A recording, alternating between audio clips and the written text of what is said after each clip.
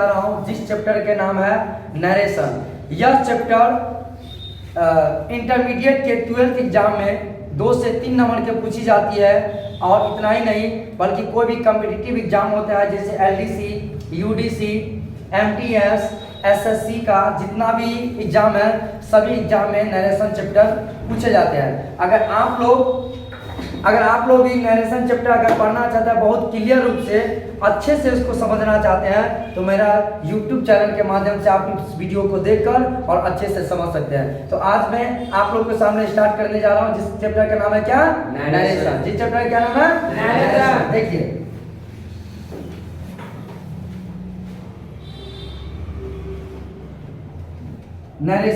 Narration मतलब होता है कथन। नरेशन मतलब क्या होता है? कथन। नरेशन के दूसरा नाम है स्पीच। दूसरा नाम क्या है? स्पीच। दूसरा नाम है स्पीच। अगर आप लोग कोई भी किताब ग्रामेटिकल के आकर देखेंगे तो उसमें नरेशन बहुत कम जगह पर लिखी होती है और स्पीच ज्यादा। उस पर लिखा डायरेक्ट स्पीच, वहां का था डायरेक्ट स्पीच और इनडायरेक्ट स्पीच, जिसको हम लोग नरेशन भी बोलता है डायरेक्ट नरेशन और इनडायरेक्ट नरेशन। तो नरेशन मतलब होता है बोले कथन। इसका मतलब ये दूसरा नाम होता है स्पीच। स्पीच स्पीच मतलब क्या होता है? किसी का बात, किसी का कहावत, किसी का सोच, किसी का विचार, किसी का कहना। नरेशन मतलब होता है कथन। नरेशन मतलब क्या होता है? कथन। किसी का कहा हुआ कथन, किसी का कहा हुआ कथन। हम लोग कभी कभी क्या बोलता है कि तोड़ की कथन हो मार कर भी तो क्या हुआ? ये कथन है, हम लोग का सोच विचार। तो इसीलिए इसमें कहता है नरेशन का डेफिनेशन है narration whatever speaker speaks that is called narration. Whatever speaker speaks that is called narration. Hindi में होता वक्ता जो कुछ भी बोलता है, वक्ता जो कुछ ही बोलता है तो वह कथन कहलाता है। तो क्या कहलाता है? कथन कहलाता है। वक्ता जो कुछ ही बोलता है वह क्या कहलाता है? चला कथन कहलाता है। एग्जाम्पल के तौर पर लीजिए। एग्जाम्पल सुमन से I speak English। देखिए I speak English। याद रखिए हम बता दिया कि नरेशन मतलब दिया कथन, ठीक है। नरेशन बोले कि whatever speaker speaks that is called narration। वक्ता जो कुछ ही बोलता है वह क्या कहलाता है? कथन कहलाता है। वक्ता जो कुछ ही बोलता है क्या कहलाता है? कथन कहलाता है। समझे? अब देखिए यहाँ पर इसको दे दिया है जैसे सुमन से आई स्पीक इंग्लिश। सुमन से सुमन कहा कि मैं अंग्रेजी बोलता हूँ। सुमन कहा तो नरेशन का मतलब होता है कथन। और इसका शाब्दिक अर्थ ये होता है कि किसी भी वक्ता के द्वारा कोई भी चीज बोले गए वाक्यों को किसी चीज में रखने की प्रक्रिया को हम लोग नरेशन बोलते हैं।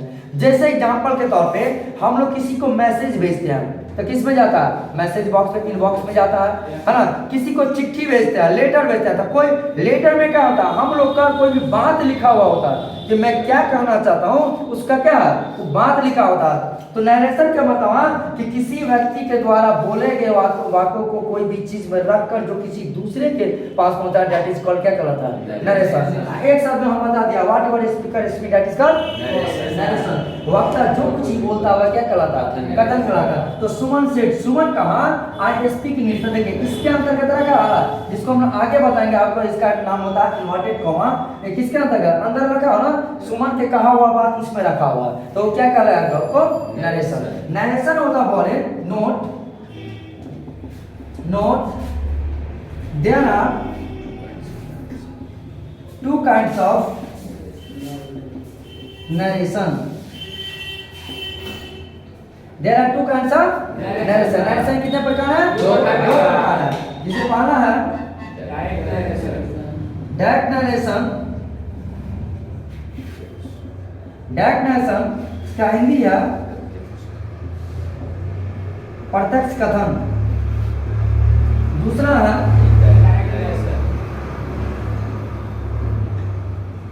Indirect narration. अप्रत्यक्ष कथन। क्या दूसरा वर्ड है? पहला लिखा डायरेक्ट नरेशन प्रत्यक्ष कथन, दूसरा है इनडायरेक्ट नरेशन अप्रत्यक्ष कथन। अब ये क्या होता है देखिए, हम लोग का नरेशन किसी का बात होता है, लेकिन note there are two kinds of narration, पहला डायरेक्ट नरेशन, दूसरा इनडायरेक्ट नरेशन। मतलब याद रखिए, कोई भी इंसान जो दुनिया में बातचीत करता है, कोई बातचीत करता है ना, या कोई किसी का जो बात होता है, या हम ही आपसे अगर बात करते हैं तो बात हम लोग दो प्रकार से करते हैं जिंदगी में। एगो जो बात करते हैं सो डायरेक्ट बात करते हैं, एगो जो बात होता है इनडायरेक्ट बात करते हैं। एगो क्या होता है? इनडायरेक्ट बात होता है। डायरेक्ट बात में जैसे मान लीजिए हमसे आपको दो तीन फ्रेंड है, और तीन फ्रेंड में आपसे हमको झगड़ा हुआ, इनसे हमको झगड़ा हुआ, तीनों आदमी फ्रेंड है, घुमा फिरा कर क्या कहते हैं, हम जैसे घुमा फिरा कर कहते हैं कि रो जरा बड़ा आजकल तू हीरो पानी दिखाते रहे छी, बुझले कुट्टी कुट्टी काट दो, बुझली जे मिल गई गली में, तो कहते हैं ना इस प्रकार की बात। जबकि हम आपको नहीं, जब हम इस बात को आपको कहते रहते हैं, इस बात को इसको नहीं कहते रहता है, घुमा के कहते हैं, समझिए कर देंगे। तो इसका मतलब है कि नरेशन कितने प्रकार के? दो प्रकार। डायरेक्ट है, एगो डायरेक्टे बोल देता है चला तू गधा है, एगो डायरेक्ट बोलता है चला तू गधा है, और दूसरा घुमा फिरा कर कहते हैं कि तू गधा है। घुमा फिरा क्या बोलता है? तू गधा। जैसे आमतौर पर एग्जाम्पल अभी हम दिया है कि तीन फ्रेंड है, एक फ्रेंड से हमको झगड़ा हो गया, तो दूसरा फ्रेंड के सामने कहता है वो भी, तुम भी उसके पास है, हम भी उसके पास है। वहां पर हम क्या होता है, रे तुम बहुत आजकल हीरो पानी दिखाने लगता, तो बहुत हीरो पानी देता, आज के बाद अगर इस गली में तुमको देखे तो कुट्टी कुट्टी हम तुमको क्या करेंगे, काट देंगे। तो वो क्या बोलता है? तो दूसरा आदमी कहता है अरे तुम ना चढ़ा के हम ही को कहता, तुम उसको नहीं कहता, तुम किसको कहता? हमको कहता। तो ये क्या होगा? इनडायरेक्ट में कहना। क्या होगा बोले? इनडायरेक्ट में कहता। तो नरेशन कितने प्रकार के? डायरेक्ट नरेशन एगो, इनडायरेक्ट। मतलब कोई बात को एगो सीधे कह देना, एगो घुमा फिरा कर मतलब उसी बात को उल्टे क्रम में बोलेगा, उसको क्या बोलेंगे? Direct narration. तो डायरेक्ट नरेशन होगा बोले डायरेक्ट नरेशन उसे कहेंगे वक्ता के द्वारा सीधे क्रम में बोले गए वाक्य को डायरेक्ट नरेशन कहा था, तथा वक्ता के द्वारा उल्टे क्रम में बोले गए वाक्य को इनडायरेक्ट नरेशन कहा। समझ गए? यहाँ तक कोई दिक्कत? मिटा दीजिए इसको। चलिए देखिए,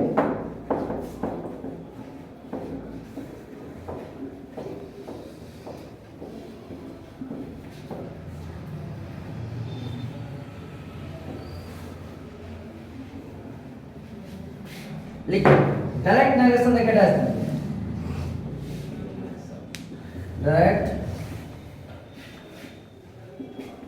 डायरेक्ट नरेशन इसका होगा वक्ता के द्वारा सीधे क्रम में बोले गए वाक्यों को, वक्ता के द्वारा सीधे क्रम में बोले गए वाक्यों को डायरेक्ट नरेशन कहा जाता है। देखिए, वक्ता के द्वारा सीधे क्रम में बोले गए वाक्यों को डायरेक्ट नरेशन कहा जाता है। एग्जाम्पल डीएम का मतलब direct narration, Suman said to me you are my friend। ये होगा आपका क्या? Direct narration. क्या होगा ये? वो डायरेक्ट नरेशन। ठीक, उसके बाद रखिएगा दूसरा क्या है? INDIRECT indirect narration. Indirect narration इसका होगा वक्ता के द्वारा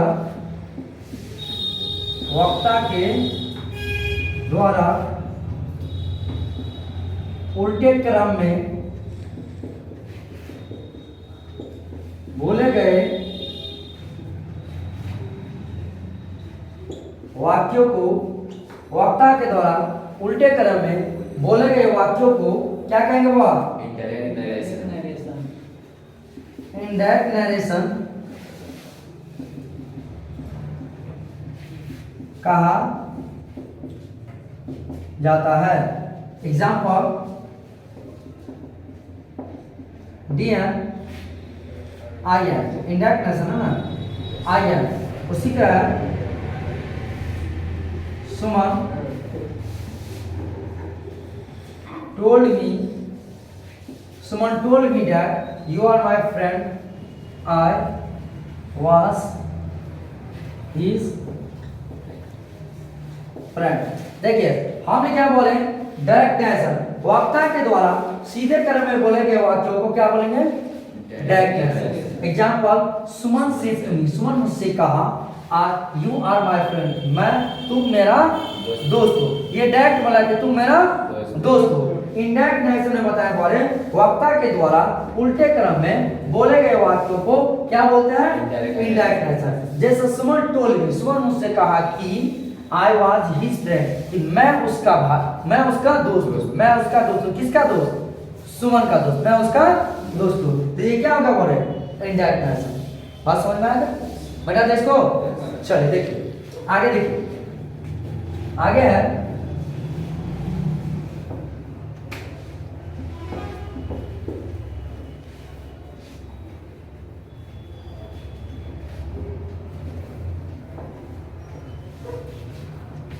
देखिए अगला नोट क्या बोले? नरेशन से जुड़ा हुआ नोट दिख रहा है।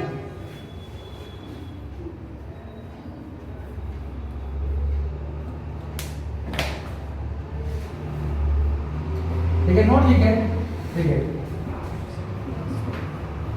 सेंटेंस जो कि नरेशन से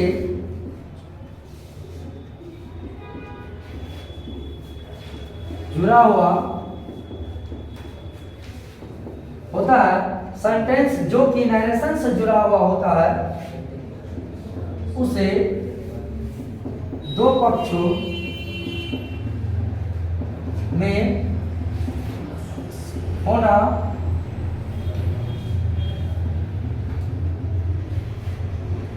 आवश्यक होता है। सेंटेंस जो कि नरेशन से जुड़ा हुआ होता है, उससे दो पक्षों में होना आवश्यक होता है, आवश्यक होता है तथा पहले पक्ष का मेन भाग रिपोर्टिंग भाग कहलाता है। पहले पक्ष का मेन भाग रिपोर्टिंग भाग कहलाता है एवं पहले पक्ष का मेन भाग रिपोर्टिंग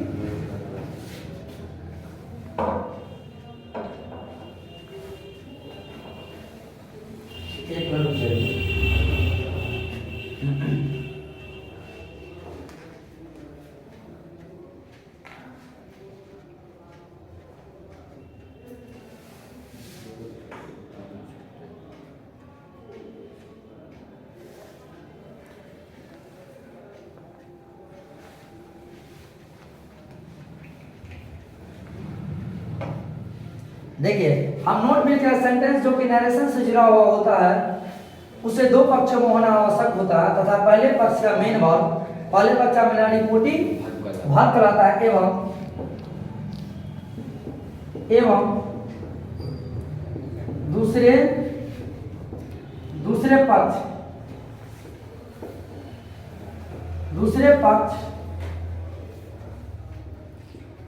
पक्ष यानी कि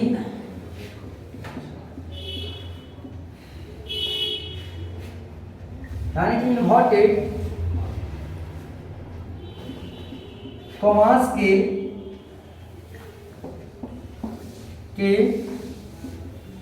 अंदर रहने वाला what reported speech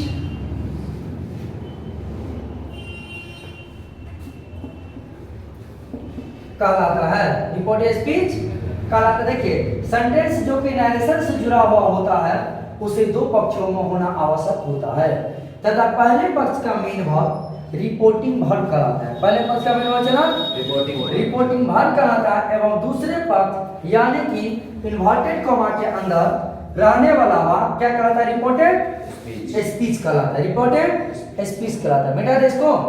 चलिए उतार लेना सभी लोग। चलिए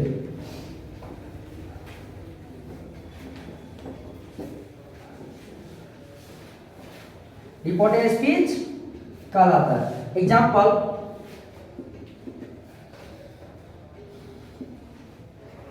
सुमन said to me I can help you। Suman said to me I can help you। देखिए हम आपको बताने वाले सेंटेंस जो कि नरेशन से जुड़ा हुआ होता है। कोई भी बात जो कि नरेशन से जुड़ा हुआ होता है उसे दो पक्षों में होना आवश्यक होता है। देखिए पहला पक्ष उसे दो पक्षों में होना आवश्यक होता है। बोले ना उसे दो पक्षों में होना आवश्यक होता है। उसके बाद लिखा है पहले पक्ष का मेन भाव। तो पहले पक्ष का मेन भाव कौन है? से। पहले पक्ष का मेन भाव कौन है? से। हम आप लोग को टेंस पढ़ाए थे तो उसमें बता दिए थे सेंटेंस में बताया था कि वर्ब किसे कहता है? जिस किसी भी हिंदी शब्द के अंत में न आकार यानी कि ना हलंत लगा हुआ रहेगा तो उसे हम लोग क्या कहेंगे? वर्ब कहेंगे। और वह वर्ब जो होगा सो मेन वर्ब कहलाएगा। जैसे खाना पीना चलना रोना हंसना उठना बैठना खेलना कूदना टहलना बोलना पढ़ना सब क्या कहलाता है? ना। तो सेट मतलब भी क्या है? सेट मतलब कहा। तो कहा कहना से कहा है ना। तो भाग तो क्या करा? पहले पक्ष का मेन भाग क्या कर लगा? रिपोर्टिंग भाग कर लगा। पहले पक्ष का मेन भाग रिपोर्टिंग भाग कर लगा एवं दूसरे पक्ष लिखा जाए एवं दूसरे पक्ष यानी कि इन्वर्टेड कॉमा के अंदर रहने वाला भाग। इन्वर्टेड कॉमा का मतलब होता है बोले उल्टा कॉमा। क्या होता है मतलब? उल्टा कॉमा। हम लोग कॉमा कैसे देते? ऐसे ना ऐसे कमा देता ना। ई कमीना के देखो कैसे है? क्या है? ऐसे है। उल्टा उल्टा खोपड़ी क्या है? तो समझ गए? तो इन्वर्टेड का उल्टा कमा का मतलब क्यों ले चला? उल्टा कमा। तो उल्टा कमा इन्वर्टेड कमा के अंदर रहने वाला भाग। रहने वाला भाग तो कहां से लगाता है? यहां से यहां तक। तो इन्वर्टेड कमा के अंदर रहने वाला भाग। इन्वर्टेड कमा के अंदर रहने वाला भाग रिपोर्टेड स्पीच कहलाता है। इन्वर्टेड कॉमा के अंदर रहने वाला क्या कहलाएगा? चला रिपोर्टेड स्पीच कहलाता है। बात समझ में आ गया? और सेंटेंस जो कि नरेशन से जुड़ा हुआ होता उसे दो पक्षों में होना आवश्यक होता। पहले पक्ष का मेन भाग रिपोर्टिंग भाग कहलाता है एवं दूसरे पक्ष यानी कि इन्वर्टेड कॉमा के अंदर रहने वाला भाग। इन्वर्टेड कॉमा का मतलब क्या? यहाँ से लेकर यहाँ से ये पूरे भाग क्या कहलाएगा? इन्वर्टेड कॉमा के अंदर रहने वाला भाग क्या कहलाएगा? पूरे रिपोर्टेड स्पीच कहलाएगा। तो रिपोर्टिंग और रिपोर्टेड स्पीच समझ गए? जब नरेशन के फॉर्मेशन हम लोग करेंगे डायरेक्ट नरेशन से इनडायरेक्ट नरेशन बताएंगे तो आप लोग को यही बात हम बार-बार बोलते रहेंगे कि रिपोर्टिंग और रिपोर्टेड स्पीच। तो रिपोर्टिंग और रिपोर्टेड स्पीच को पहचान लीजिए कौन है रिपोर्टिंग और कौन है रिपोर्टेड स्पीच। इसमें कोई दिक्कत नहीं। बेटा तुम्हें चलिए आगे देखिए। रिपोर्टेड स्पीच को पहचानने का सबसे अच्छा तरीका तो ऊपर जो रहता है हाँ इन्वर्टेड कॉमा। इसका यही पहचान है कि इन्वर्टेड कॉमा के अंदर जो कुछ भी रहेगा वो रिपोर्टेड स्पीच कहलाएगा। क्या कहलाएगा? रिपोर्टेड स्पीच का मतलब क्या? किसी का कहा हुआ इसका क्या रिपोर्ट है? रिपोर्ट मतलब क्या होता है? किसी का रिपोर्टिंग नहीं करते हम लोग। रिपोर्टिंग करते हैं रिपोर्ट करते हैं मतलब उपस्थिति उसका क्या कहना है। ठीक अब आ जाइए। अब हम लोग आते हैं इसके अंतर्गत नरेशन के अंतर्गत महत्वपूर्ण रोल जो आता इसका नाम है सम रूल्स। क्या नाम है इसका? बोले सम रूल्स। क्या नाम है इसका? Some rules. सम मतलब क्या होता है? बेटा। गलत बात हो बेटा उड़ा नहीं होता। समझिए देखिए S O N S O N दे दिए। चला इसे दे दिए।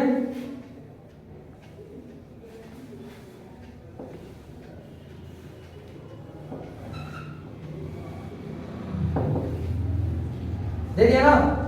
ये दिए 2 3 3 समझ गए। सब्जेक्ट ऑब्जेक्ट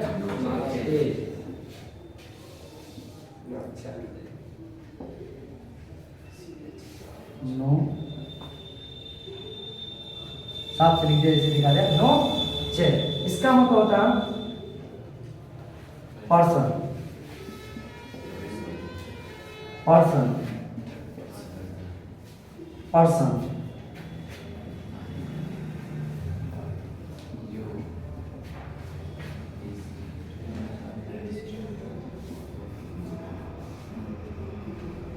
दे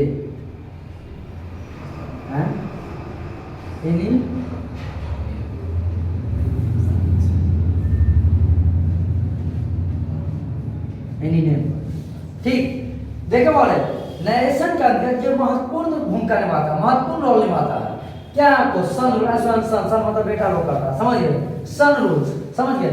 एस के मतलब हो गया आपको सब्जेक्ट, एस के मतलब क्या होगा बोले सब्जेक्ट, ओ के मतलब हो गया ऑब्जेक्ट, एन का मतलब हो गया नो चेयर, एन का मतलब नो चेयर, ए का मतलब हो गया फर्स्ट पर्सन, दो का मतलब हो गया सेकंड पर्सन और तीन का मतलब हो गया थर्ड पर्सन। फर्स्ट पर्सन के अंतर्गत आई और बी, सेकंड पर्सन के अंतर्गत आता ओनली यू। ये दोनों को छोड़कर जितना रहेगा यानी कि he she it they and any name वो क्या कहलाएगा, चला थर्ड पर्सन। वो क्या कहलाएगा थर्ड पर्सन। नरेशन के अंतर्गत फर्स्ट पर्सन सब्जेक्ट का अनुसार होता है, फर्स्ट पर्सन सब्जेक्ट का अनुसार होता है, सेकंड पर्सन ऑब्जेक्ट का अनुसार होता है, third person no change. Third person चला नो चेंज, याद रखिए। क्या हम बताएं फर्स्ट पर्सन किसके अनुसार बदलेंगे, सब्जेक्ट के अनुसार, सेकंड पर्सन ऑब्जेक्ट के अनुसार, थर्ड पर्सन नो चेंज। मतलब थर्ड पर्सन जो जैसे रहेगा वो जैसे को तैसे रहेगा। कोई दिक्कत इसमें, कोई दिक्कत नहीं। बेटा इसको क्या चलिए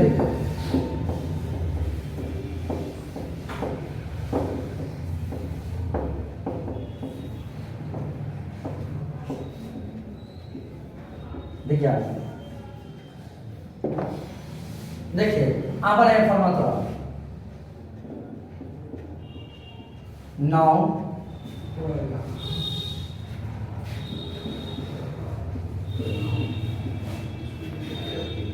नाउन प्रोनाउन ऑब्जेक्टिव, जिसको हम लोग ऑब्जेक्ट बोलते हैं, possessive adjective,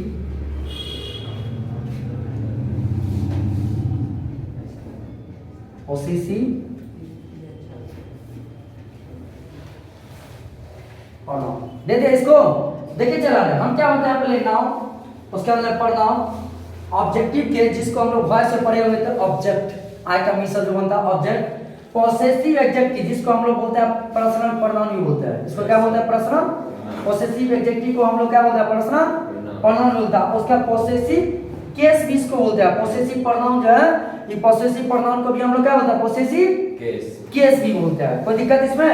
अब देखिए अब क्या बनता है, जैसे आई है नाउन तो आई का प्रोनाउन क्या हो जाएगा, आइए ऑब्जेक्टिव केस होगा मी, उसका पर्सनल प्रोनाउन तो या पॉसेसिव एडजेक्टिव का माय, और उसके बाद पर्सनल प्रोनाउन क्या हो जाएगा माय, पर्सनल प्रोनाउन क्या हो जाएगा कौन है माय।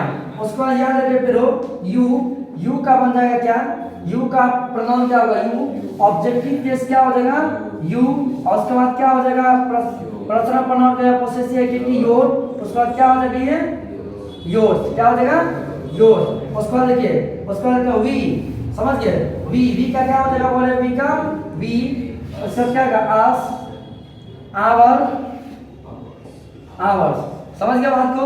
उसके बाद देखेंगे हम लोग अगला क्या ही का क्या बनेगा बोले ही का बनेगा ही है, ही का ऑब्जेक्ट हो जाएगा ही, उसके बाद जाएगा हीज, उसके बाद क्या आ जाएगा ही। कोई दिक्कत इसमें। उसके बाद अगला देखिए बोले अगला है सी, सी का क्या बनेगा सी, और सी का क्या बनेगा इसमें हर, और उसके बाद क्या होगा हर, उसके बाद ये क्या हो जाएगा हर्ष, क्या हो जाएगा हर्ष। बतिया समझ में आ रहा है, आर यू ई सी। उसके बाद देखिए इट, इट क्या क्या बनेगा बोले इट, उसके बाद इट इट इट इट, और क्या बन जाएगा इसका इट्स, समझ गए। उसके बाद देखिए अगला, देखिए क्या आएगा, दे, दे का क्या बनेगा, दे का दे, उसका ऑब्जेक्ट क्या बनेगा, देम, देयर, उसका क्या हो जाएगा, देयर। कुछ समझ गए? देखिए क्या, are you we he she it they, उसके बाद क्या, मान लीजिए कोई नाम, सुमन, कोई नाम है ना, मान ले कोई नाम है, कोई लड़का रहेगा, कोई लड़का रहेगा, उसका नाम हमको नहीं पता, क्या कहेंगे हम लोग, वो लड़का, क्या बोलेंगे, वो लड़का। तो लड़का के लिए प्रोनाउन क्या आएगा, ही का क्या बन जाएगा, ही, और उसका क्या बन जाएगा, ही, उसका क्या बन जाएगा, ही। मान लीजिए यहाँ पे वाले कोई लड़की है, लड़की में ले रानी है, क्यों जी, कोई क्या है, लड़की में रानी, तो रानी के लिए प्रोनाउन क्या आएगा, चला, रानी के लिए क्या आएगा, सी, और उसका ऑब्जेक्ट क्या हो जाएगा, हर, और उसका क्या हो जाएगा, हर, उसका क्या हो जाएगा, हर। कोई दिक्कत इसमें? आगे मान ले 2 को 3 को 4 को 5 को 8 को 10 को 20 को 1 लाख 2 लाख कितने नाम रहते, जैसे मान ले दुइये का नाम है सुमन एंड कथी हमारे रानी, दूटा बोल लेना, तो दोनों का नाम पता हमरा अपना के लिए बुझल है, जब दोनों का नाम बुझल गया तो उसके लिए प्रोनाउन क्या लेंगे, दे, उसके लिए प्रोनाउन क्या लेंगे, दे। अब दे का क्या बन जाएगा, दे का बन जाएगा देम, उसके बाद देयर, उसके बाद देयर। कोई दिक्कत? चलिए उतारिए जल्दी, उतारिए तो।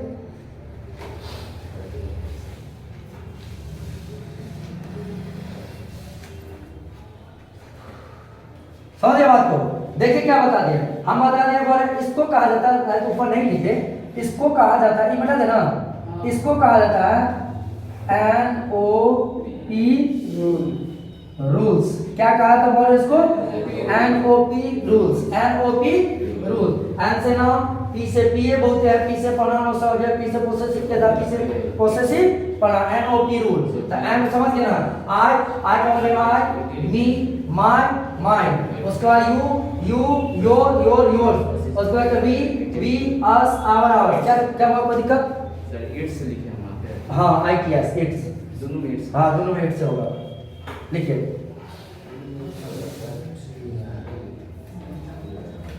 दे दिया है, कोई दिक्कत को बना दे इसके अंतर्गत, इसके बना देना।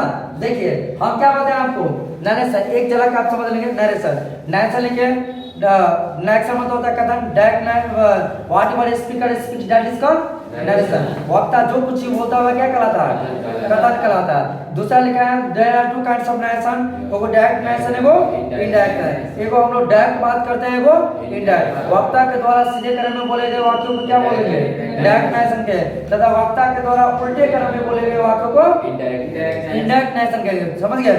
सेंटेंस जो कि नरेशन से जुड़ा हुआ होता है उसे दो पक्षों में होना आवश्यक होता है। पहले पक्ष में मेन भाग रिपोर्टिंग भाग कहलाता है एवं दूसरे पक्ष यानी कि इन्वर्टेड कोमा के अंदर रहने वाला भाग क्या कहलाएगा, रिपोर्टेड स्पीच कहलाएगा। क्या कहलाएगा, वो रिपोर्टेड स्पीच कहलाएगा। इन्वर्टेड कोमा के मतलब होता है वो उल्टा कोमा। इन्वर्टेड कोमा के अंदर क्या होता है, उल्टा कोमा। उसके बाद मैंने आपको बताया सन रूल। सन रूल तो सन रूल मतलब होता है ऐसे सब्जेक्ट उस ऑब्जेक्ट टेंस से नो चेंज। उसके अंदर होता है पर्सन, उसे एक का मतलब होता है फर्स्ट पर्सन, दूसरा मतलब सेकंड पर्सन, तीसरा मतलब थर्ड पर्सन। पर्सन मतलब होता है वो अरे पर्सन समझ ले, पर्सन होता है व्यक्ति, आदमी, लोग, इंसान। हम सब क्या है, पर्सन है। हम सब क्या है, पर्सन है। पर्सन तीन प्रकार के लिखाते हैं, फर्स्ट पर्सन, सेकंड पर्सन और थर्ड पर्सन। मैं जो बोलता हूँ हो गया फर्स्ट पर्सन, आपके साथ बात करें तो आप क्या हो गया, सेकंड पर्सन। हम अनाथ किसी तीसरे के बारे में बात करता है तो वो कौन हो गया, थर्ड पर्सन। कौन हो गया, थर्ड पर्सन। थर्ड पर्सन भी चला रहे दो प्रकार के होता है, एगो सिंगुलर होता है, एगो प्लूरल होता है। तो सिंगुलर होता है, एगो प्लूरल होता है। हमारा राम के बारे में बात करते हैं, राम थर्ड पर्सन जो है लेकिन कौन नंबर में है, सिंगुलर में। क्यों, क्योंकि एक है। हमारा राम और राधा दोनों के बारे में बात करते हैं, दोनों थर्ड पर्सन जो है लेकिन कौन नंबर में है, पुल्लर नंबर में। ठीक, उसके बाद मैंने आपको बताया एनओपी रूल। क्या होता है आपको, एनओपी रूल। एनओपी रूल के अंतर्गत क्या क्या है वो फॉर्मेट आपको बता दिया। और कल जो आप लोग आएंगे तो उसके बाद जाके कल नरेशन पर बनाने के लिए नरेशन के एनओपी रूल और सन रूल, एनओपी रूल और सन रूल आप लोग को अच्छी तरीका से आना चाहिए। अगर जितना आज मैं बता दिया हूँ उतना अगर आपको याद रहेगा, अच्छी तरीका से याद रहेगा, तब तो कल कमन नरेशन को आप तोड़ ताड़ देंगे, वरना नरेशन आपको क्या करेगा, तोड़ ताड़ देगा।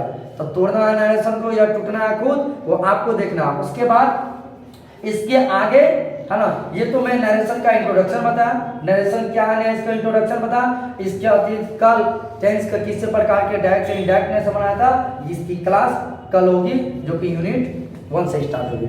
ओके, जय हिंद।